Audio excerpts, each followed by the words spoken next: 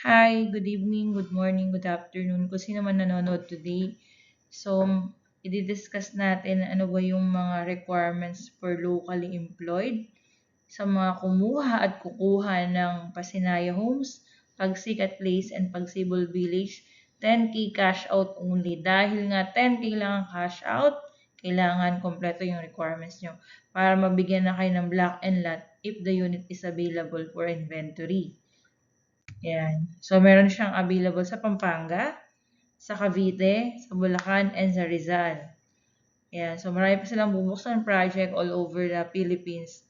So, as of today, ito po yung may mga possible inventory or may mga ongoing inventory na. So, by the way, I'm Marie Chris Loresto, licensed real estate broker, licensed real estate appraiser, owner of Casa VM Realty and Development Corporation. You may contact my personal mobile number kung meron kayong mga tanong, 0917-127-8545, or you may email me at brokermarichrisloresto.cbrdc@gmail.com.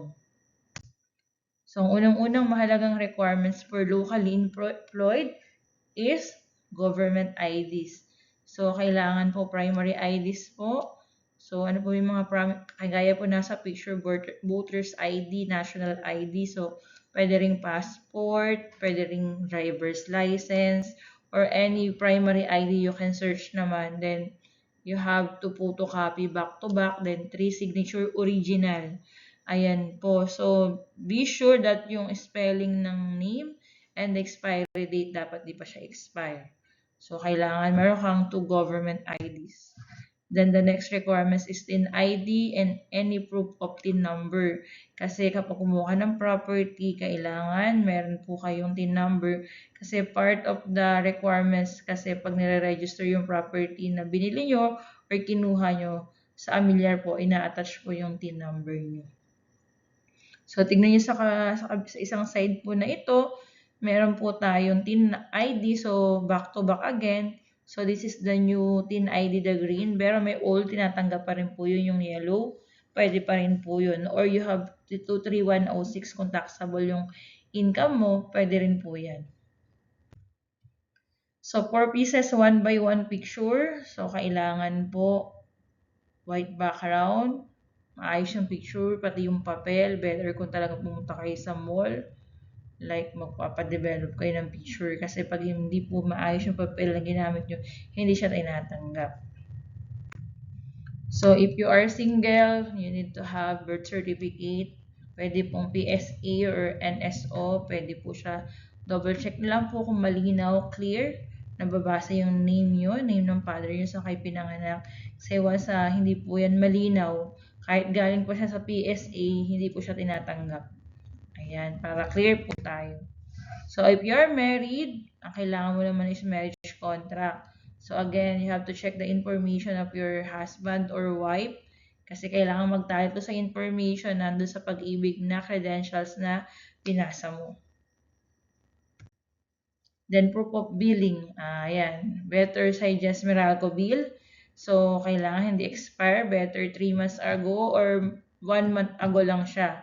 Siyempre, bawal na bawal dyan yung mayroong disconnection. So, since na kumukuha ka pa lang ng bahay, wala ka pa talagang property, hindi naman nire-require na kailangan naka-name sa yung Meralco bill. So, ang okay lang kahit kayo naka-name as long meron kang attachment ng barangay clearance na nakalagay is for housing loan purposes. Kailangan housing loan purposes. So, may mga barangay clearance na na-expire. So, you have to check also kung expire na yun or kung wala siyang expiration, we treat it as 6 months. So, after 6 months, nung nirelease siya, expired na siya.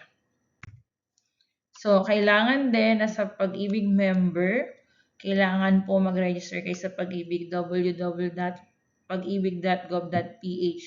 Kailangan yung mag-register sa virtual Pag-ibig po kasi kailangan yung screenshot kung meron kayong yung hulog nyo kung ilan na, and then yung housing loan nyo kung meron kayong existing housing loan and salary loan. Lahat po yan kailangan mong screenshot, i-print at ipasa yung requirements. So, next is the Help Seminar Certificate. You have to log in from homepool.ph. May mga instruction yun. You have to watch the video. After every video, meron po siyang exam. Sasagutan mo yun. Then once you completed the seminar, magre-release po sila sa inyo ng itong certificate of attendance. Kailangan mo lang siyang i-download, then print, then ipasa mo rin po to kasama ng other requirements na kailangan sa inyo. So, meron ka ring complete reservation form. Kung saan po kayo nag-reserve, may mga available to, especially sa office namin sa NAIC. So, reservation agreement, sample computation, housing loan application, Meralco, form, and BIR 1904. Kailangan wala pong mali. Mas maganda wala siyang mali, walang bura-bura. Hindi po siya pwedeng tinype. So, once na nag-fill out kayo ng form, talaga pong handwritten po ang kailangan. Yan, mahigpit po at erasures hindi po siya allowed. So, pag-guide na lang po kayo sa mga tao sa office para maiwasan yung magkamali. So, pag hindi kayo siguradong sagutan, you have to ask. Yan, para sure na tama yung nilalagay nyo. Then, one of the requirements from Pag-ibig is the ESAB. So, dapat yung ESAB, locally employed. So, this is for locally employed requirements yung dinidiscuss natin ngayon. So, ang ESAB ng locally employed, kailangan po meron siyang employer ID and employer name. Ayan. So, saan ka nagkatrabaho? So, yung nagpapatunay na yung company mo naghuhulog ng pag-ibig sa'yo. Kasi may part yung employer, may part din yung employee. So, for today's contribution, our updated contribution for employer is 200, for the employee is 200, so total of 400 monthly. So, nag-start siya ng February 2024. Then, check nyo po yung number of contribution, dapat po 24 months above. So, pwede na po kahit hindi kayo nag-work ng 2 years to sa latest company nyo, as long na wala po kayong lump sum payment, dapat naka 24 months po kayo, nag-work kayo before. Ayan, pwede na po siyang tanggapin ngayon sa Raymulan, yung mga ganyang case, basta walang lump sum. So, you have to check also the last payment made. So, kailangan yung last payment po is latest. Baka 6 months ago or 1 year ago. So, i-check po yan kasi hindi tatanggapin yan. So, part of the requirements again from Pag-ibig is the MDF or tinatawag nating Members Data Form. So, dapat sa MDF, nakalagay, locally employed or employed private. So, kailangan nagtatali yung MDF mo for your from the information you have from your birth certificate and marriage contract. Once kasi na mali yan, kailangan mo i-update. Pupunta ka ng Pag-ibig, dadali mo para i-update mo kasi hindi yan tinatanggap pag hindi nagtatali. So, you have to double check habang pagkuha mo, nakita mo may mali. Pwede mo na mabago ulit. Mabago agad. Yan. Siyempre, since meron kang company na nakalagay sa ESAB mo, dapat yung company name mo, yun din yung company ID mo. So, ayan. So, nasa one source siya.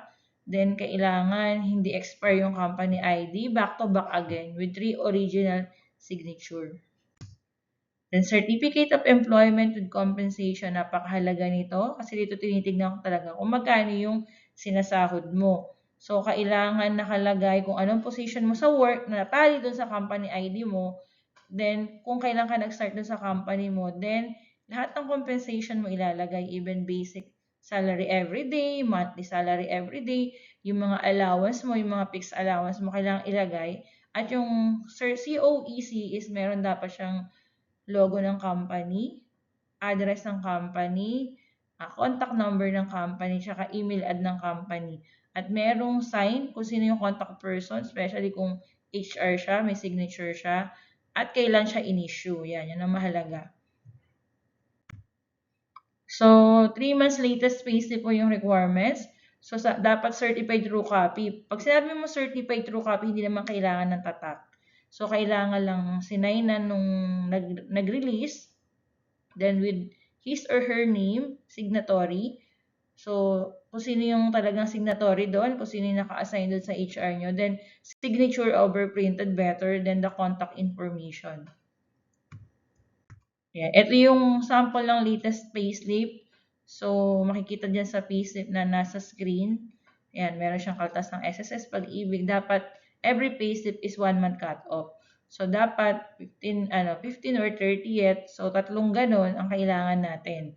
Yan, para sigurado you have to check. Dapat latest yung payslip mo din.